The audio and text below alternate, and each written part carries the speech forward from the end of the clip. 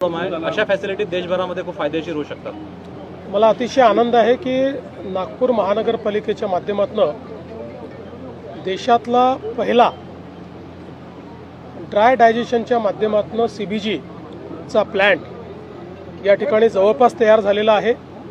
आज आम्ही या प्लॅन्टची पूर्ण माहिती घेतली, पाहणी केली आणि 3 फेजेसमध्ये आता सुरुवातीला 400 टन, मग पुन्हा 400 टन आणि ऑगस्टमध्ये 400 टन असा 1200 टनचा हा प्रोजेक्ट ऑगस्टमध्ये पूर्णपणे कमिशन होईल, पण त्याचा पार्ट आताच कमिशन होतोय।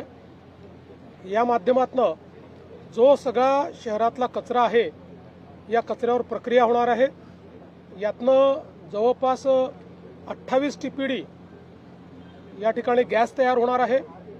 त्यासोबत जवळपास 120 TPD जे ऑर्गॅनिक मॅन्युअर आहे ते मॅन्युअर या ठिकाणी तयार होणार आहे आणि त्यासोबत जवळपास 400 TPD RDF तयार होणार आहे की जे आपल्या सिमेंट फॅक्टरीजला किंवा इतर ठिकाणी लागतं।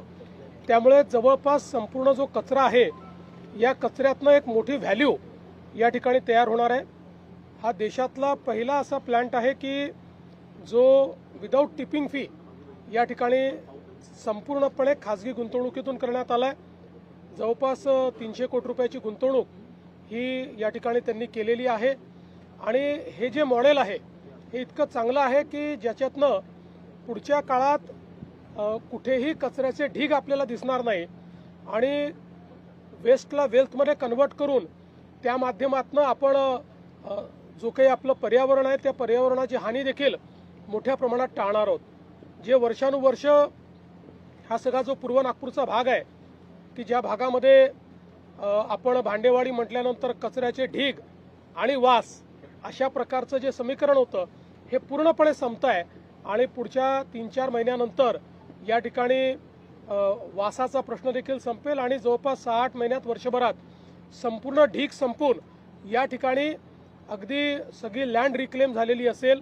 मला असं वाटतं की देशातला एक अतिशय महत्त्वाचा अशा प्रकारचा प्लॅन्ट आज या ठिकाणी तयार झाला आहे। मराठा समाजासाठी सर्वाधिक निर्णय तुम्ही मुख्यमंत्री असलेल्या सरकारने घेतलेले आहे, तर ही जरांगे पाटील आज भर उन्हात उपोषणाला बसले, विखे पाटील त्यांना भेटायला गेलेले आहे। सरकारचे प्रमुख म्हणून तुमचं काय म्हणणं आहे? बघा, सरकार या प्रश्नावर नेहमीच सकारात्मक आहे।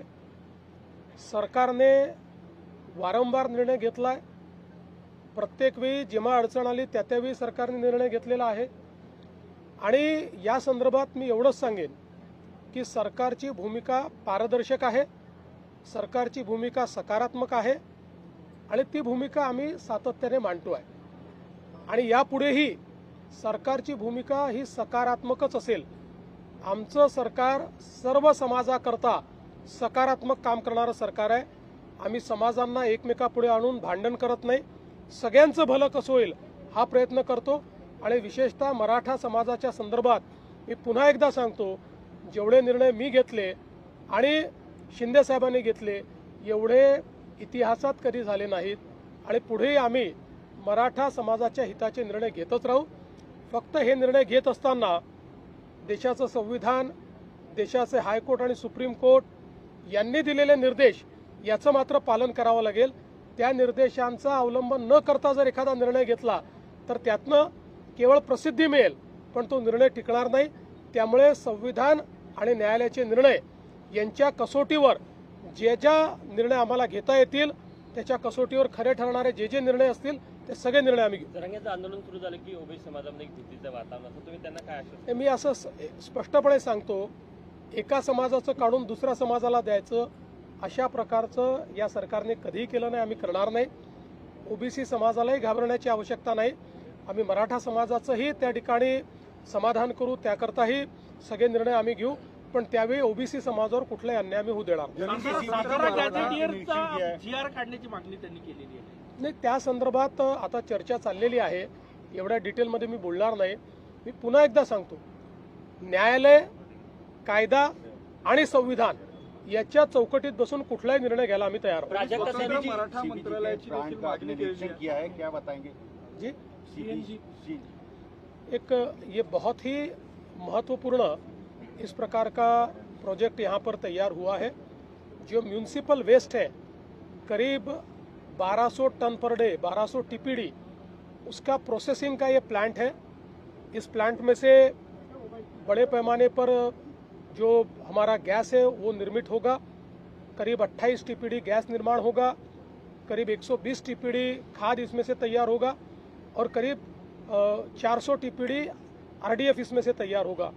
तो एक प्रकार से देश का ये पहला प्लांट है जहां पर पूरा जो कचरा है ये ड्राई डाइजेशन की पद्धति से इस प्रकार से कन्वर्ट हो रहा है और विदाउट टिपिंग फी यहाँ पर इसका निर्माण किया है।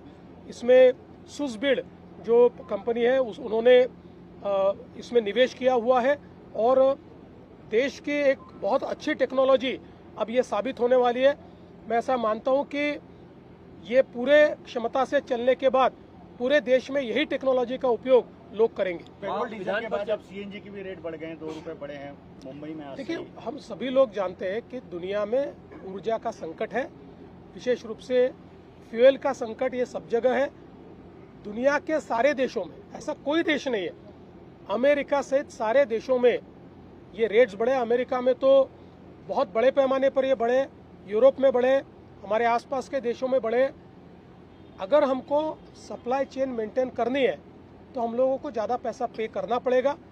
जैसे ही मुझे लगता है कि ये सारा क्राइसिस खत्म होगा तो प्राइसेस स्टेबलाइज होगा। महाराष्ट्रामध्ये पाऊस कमी पडणार आहे।